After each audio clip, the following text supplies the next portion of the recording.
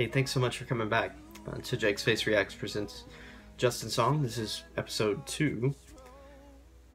We're going to talk about an important issue that continues to come up over and over and over again, and I think there's a lot more people out there that suffer from it than we talk about, or than we are comfortable with sharing about. This is what kind of was the inspiration and the genesis for this episode. As a lot of you know, singer Demi Lovato overdosed, even though nobody's been clear exactly what it was. I didn't know, and to my friend Meredith told me after it happened that she was like, well, did you hear her latest song that she put out called Sober? And I listened to it, and what I heard just absolutely broke my heart into a million pieces, and it ties in so much with Justin's story, and really a lot of us could tell the same story. And look, you can be addicted to anything. I mean, I don't want you to think that, I don't even know what her addictions are. Some people are addicted, to relationships. Like, some people, are addicted to drugs, to alcohol. People are addicted to exercise, working out, TV, electronics. I mean, there's just so many things that you can be addicted to in this world. I do think that science is going to get to a place soon where sort of they can know for sure. I mean, I think they've acknowledged the fact that the propensity to become an addict, especially to something like drugs or alcohol, could be determined by genetics, and I believe that to be true, which is why I try to not even take Tylenol, because I don't want to. I live in constant fear that I have that gene or that trait, and because it has run in my family, and I'm just so scared of it that I don't want to do that. When someone is struggling, when they're in the midst of something like this, and that song was just so heartbreaking. It was a cry for help. That's what that was. It was a cry for help. But you need to know that what I've experienced is that addicts are so skillful and so clever and so brilliant when it comes to being able to sort of get what they want from people, right? Or have the people close to them that they want close to them, even though they know that they're not good for them. I struggled a lot,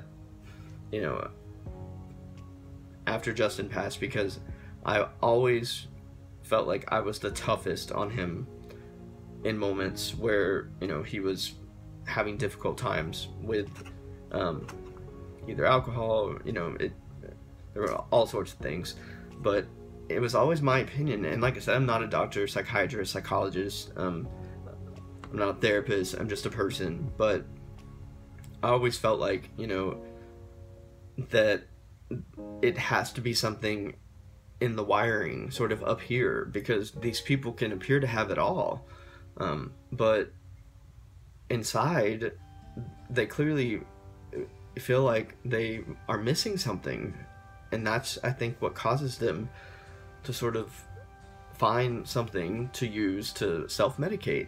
I think that the stigma around it here is, and I don't know that the expectation can ever be completely true here, because here it's complete sobriety. That's the only option if you're addicted to something. And let's just be honest, for a lot of people, especially addicts, they're gonna find a way to use again.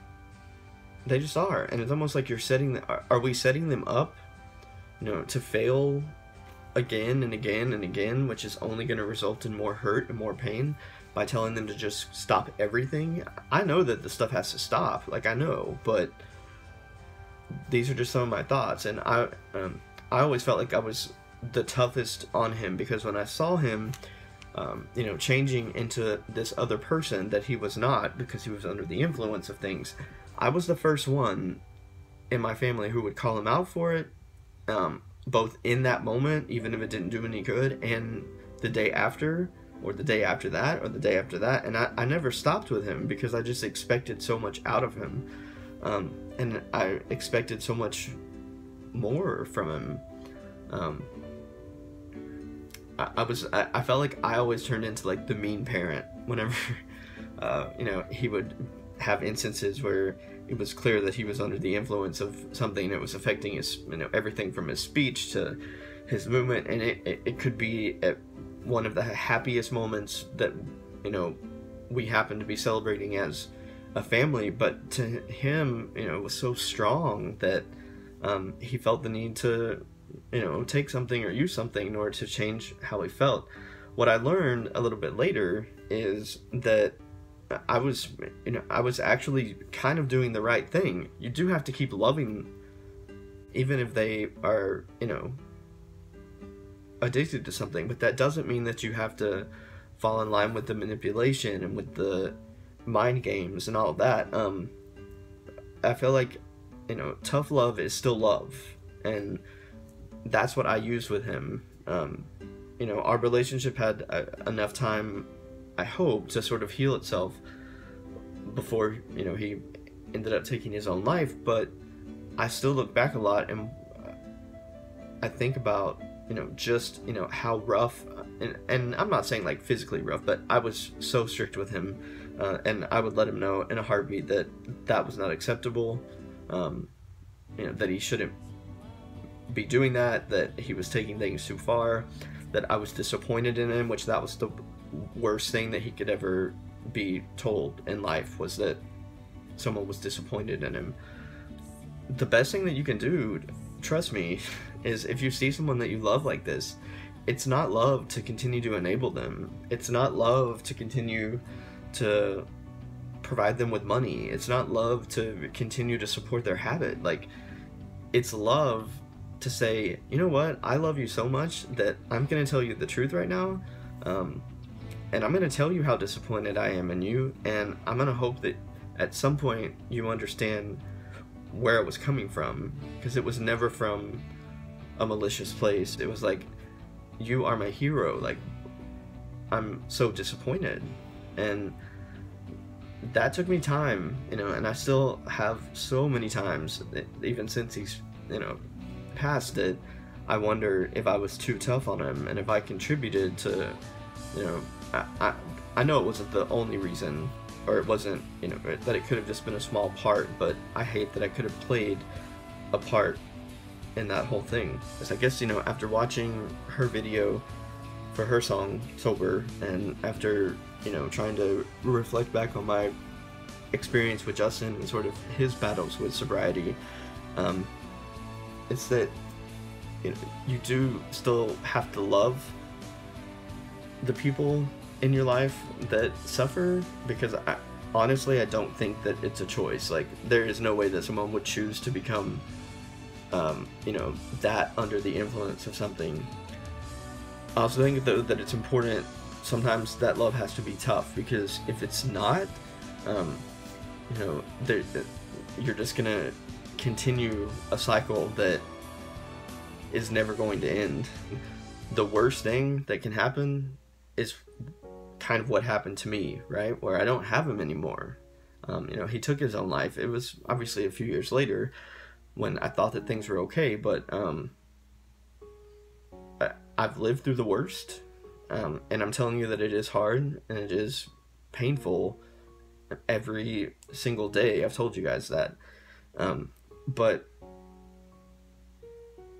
I have to look back on it and say, I loved him enough to be truthful and to be honest, and yes, sometimes to be strict with him and to be, like a parent to him, but that was my way of showing love for him and trying to get him to change. I think I read where like 23 million Americans each year seek treatment for some form of addiction, and that's crazy. It's insane, but it doesn't surprise me, because this world that we live in pushes people to the point where they feel like they need to, self-medicate with something, to feel okay. That, like, we have to do better. Like, we owe it to all of those that we've lost and all of those that are here but still struggling to do better. We just do. So that's this episode of Justin's song, and I just appreciate you guys so much. And I will see you guys next time. I love you, Justin, and peace.